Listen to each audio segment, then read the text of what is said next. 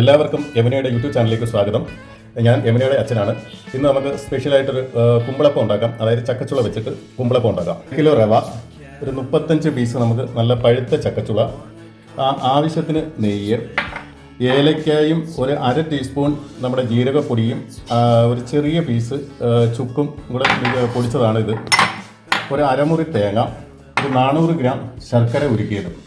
ശർക്കര മധുരത്തിനനുസരിച്ച് നമ്മൾ ശർക്കര കൂട്ടുകയോ കുറയ്ക്കുകയോ ചെയ്യാം. ചക്കയ്ക്ക് നല്ല മധുരം ഉണ്ടെങ്കിൽ നമുക്ക് ശർക്കരയുടെ അളവ് ഇച്ചിരി കുറയ്ക്കുകയും ചെയ്യാം. പിന്നെ ഇതിനാവശ്യമായിട്ടുള്ള വയണയില്ല. ചക്കച്ചുള മിക്സിയിലിട്ട് നല്ല വൃത്തിക്ക് നമുക്ക് അരച്ചെടുക്കാം.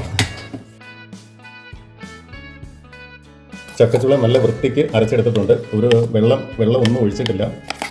വെള്ളം ഒഴിക്കാതാണ് നമ്മളിത് അരച്ചെടുത്തിരിക്കുന്നത്. ചൂടായ ചട്ടിയിലോട്ട് അരച്ച ചക്ക എടുത്ത് ഒഴിക്കാം. നല്ലവണ്ണം ഇത് ഇളക്കി കൊടുക്കണം. നമ്മൾ ഈ ചക്ക അൽവ ഉണ്ടാക്കുന്ന മാതിരി തന്നെ നല്ലവണ്ണം ഈ ചക്ക ഇതിനകത്ത് കിടന്ന് വേവണം.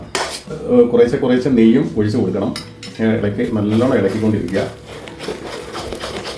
അരച്ച ചക്കച്ചുള നല്ല വൃത്തിക്ക് വെന്തിട്ടുണ്ട്. ഇതിലോട്ട് ഉരുക്കി വെച്ചിരിക്കുന്ന ശർക്കരപ്പാനി ഒഴിച്ചു കൊടുക്കുക. ശർക്കരപ്പാനി ഒഴിച്ച് നല്ല വൃത്തിക്ക് ഇളക്കി കൊടുക്കുക.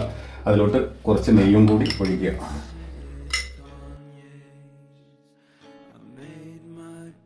അരമുറി തേങ്ങ ചിരികിയത് ഇതിൻ്റെ കൂടെ ഇട്ട് കൊടുത്ത് വീണ്ടും നമുക്ക് നല്ലതുപോലെ ഇളക്കി കൊടുക്കാം. പൊടിച്ച് വെച്ചിരിക്കുന്ന ഏലക്കായും എല്ലാം കൂടി ചേർക്കാം. റവ കുറേശ്ശെ ഇട്ട് ഇളക്കി കൊടുക്കാം.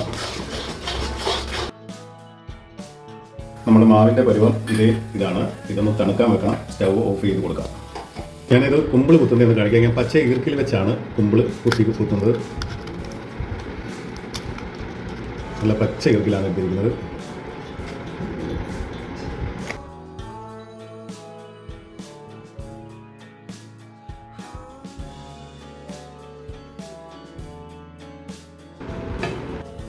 അപ്പം കുമ്പളപ്പം ഇഡ്ഡലി പാത്രത്തിനകത്തോട്ട് വെച്ച് സ്റ്റീം ചെയ്തെടുക്കാം.